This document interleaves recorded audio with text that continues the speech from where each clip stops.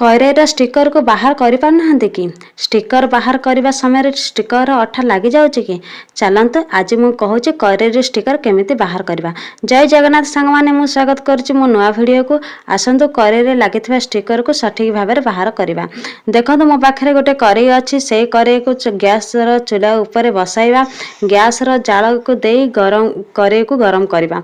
देखो मु केमिति गरम करुच्ची केवल रस करेई नुहे स्टील रो भी जेकोसी जिनस आप गरम करी एमती बाहर करें। देखो तो मो करेई भल भाव गरम हो गला। गरम है स्टिकर आपे आपे ऊपर को उठी जाए। तापर आपण कंटा चामच साहाय्य यह धीरे धीरे बाहर करदे।